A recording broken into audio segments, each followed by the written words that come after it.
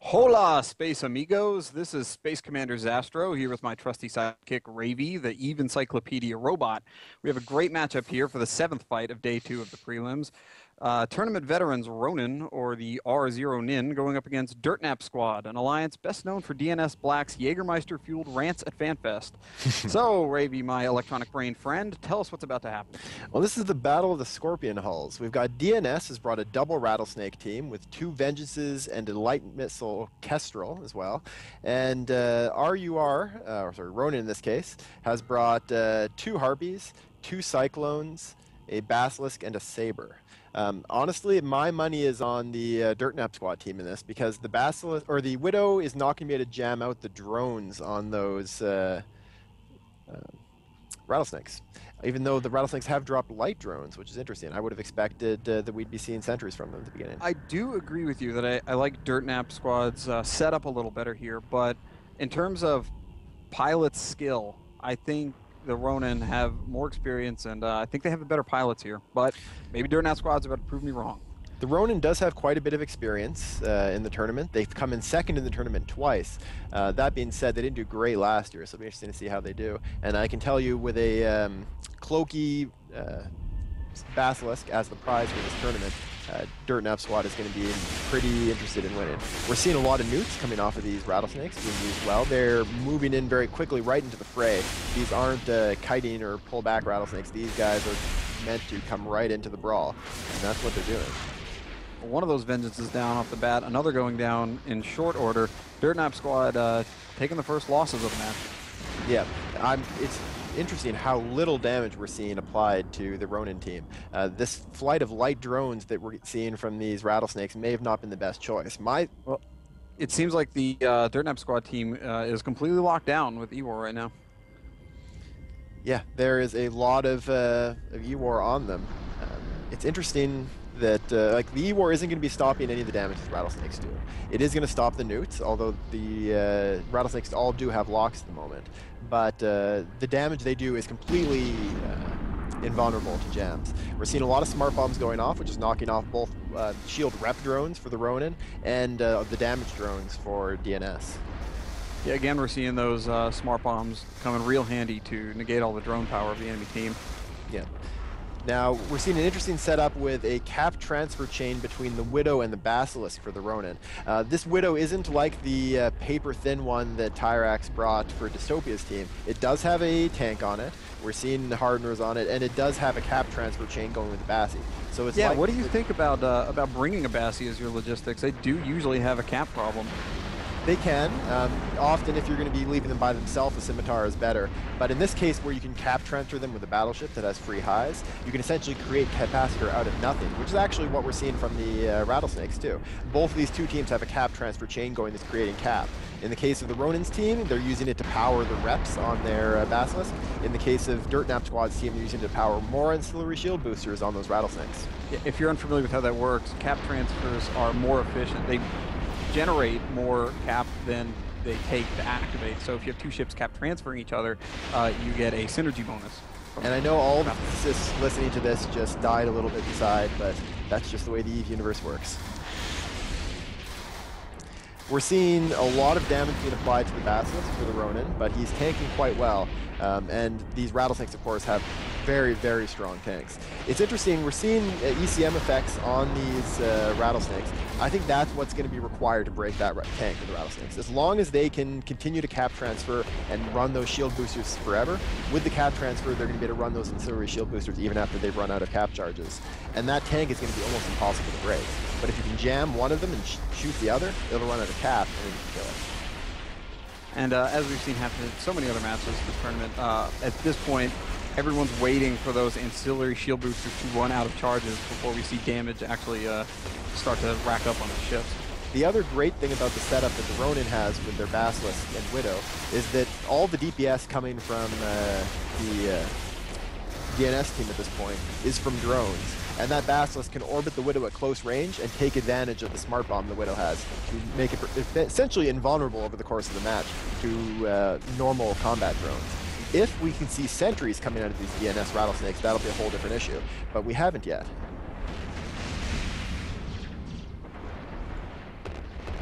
right now. So the DNS, Rattlesnake's starting to take some significant shield damage, and there is a whole stack of effects on him. And very, very telling, we are not seeing the cap transfer effect right now. That probably means that the other Rattlesnake is jammed, and so he's going to be running out of cap and can't run his booster. If that other Rattlesnake can get a lock quickly, get cap back to him, and then get him running his booster, he may be able to tank it, but as is, he's going to only be able to pulse it a little bit. And there we're seeing the cap transfer back, but it may be too little too late. We're also seeing the gorgeous missile effects in the game now, with all the missiles coming in from the Widow. DNS is trying to primary the R0NIN Cyclone, but it's tanking it very easily from the ogres that are thrown at it. Yeah, the only damage that we're seeing on the R0NIN has come from smart bombs. That's why it's hitting everything just a little bit without stacking up. We're seeing another flight of ogres, so both of these Widows that have ogres out.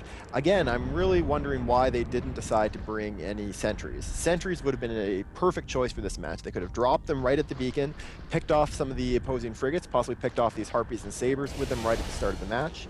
And as long as these sentries are away from the fight, they're impossible to smart bomb unless you burn all the way over and sit on them for a while.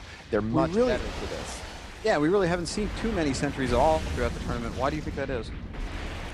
It's because we haven't seen a whole lot of drone teams, really. Most of the drone teams that we've seen, the real drone teams, have been using sentries. The first double Rattlesnake team we saw on the first day was using sentries. The double Ishtar team that we saw on the first day was also using sentries. The fact that these DNS Rattlesnakes aren't, I think, is a major oversight on their part. And I think it's going to hurt them, as we're seeing this one Rattlesnake, the Rattlesnake of Master Who, dropping through armor, and he's going to be dead very soon. And I have people yelling at me about my capacitor use comment earlier. Perhaps I should clarify. Basilisk use less capacitor when they use capacitor. That's why they're able to create capacitor out of nothing. Actually, they're more efficient, but everybody can create capacitor out of nothing. It's just the way cap transfers work. They're very impressive pieces of very advanced technology. And we see that one Rattlesnake go down, and now without its partner, the second Rattlesnake won't be able to tank for very long. It'll only have as long as it has capped boosters in his shield booster, and once that runs out, it's going to drop very quickly, and you'll see a clear win for the R0NIN. With no kills for Dirtnap Squad, which means Dirtnap Squad is probably not going to have a chance to get that shiny Basilisk.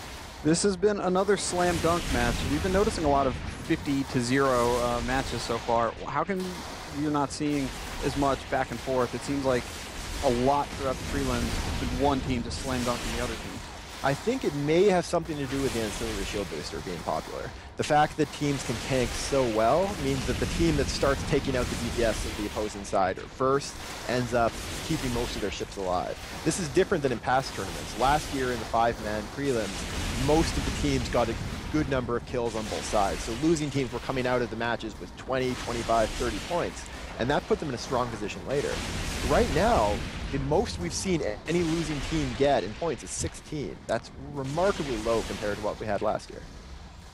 It's all these teams that are losing their first match, it's making it so impossible for them to really turn around and come back when you only have one more match to play in the prelims. Well, the good news for those teams is because everyone else is also scoring very few points.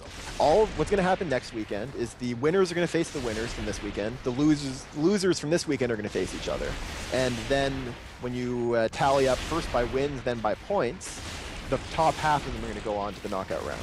So everyone. I'm curious if we're going to end up with some ties there messing up the exact number of teams that should advance. Maybe we'll have to create some kind of playoff for them. It's possible. There is quite a few different tiebreakers you can use, and they're all built into this system. So you can get tiebreakers based on the number of points that were scored.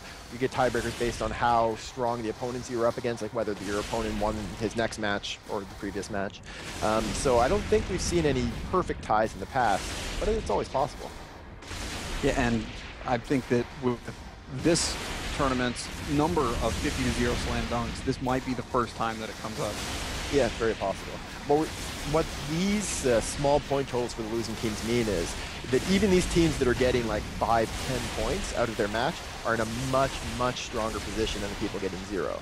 So even the teams that are coming out of the fight having killed one battlecruiser, they can actually still say that they're in the the top half of the losers bracket. And that's going to put them in a very strong position because of the people that win one match, lose one match, the top half of those points-wise are going to go through. And so if they can win their next match next weekend, they'll actually get a pretty good price. But another thing I'm noticing is happening for good teams too. There's some good teams with good experience that have just been completely slam dunked so far in this tournament. Yep. I don't think it's as telling when you come out of these prelims with 0 points. It doesn't necessarily mean you're an awful team or you had an awful setup. It's just the way of these 6v6s. Sometimes it just means that you had some bad luck, a setup that worked well against you. Sometimes it means a player disconnected, like that Proteus in the earlier match that disappeared. He actually disconnected. We were surprised by it because that wasn't the way it worked in the past. You hadn't warped off in the past. But those kind of things can really cripple you. Some bad luck. And that's this match done. The R0NIN has won with 62.5 points. Dirtnap squad has 0, so they're going to be in a very tough spot. But congratulations to the R0NIN. Last year was just a speed bump, it looks like, and you're back on in the saddle and ready.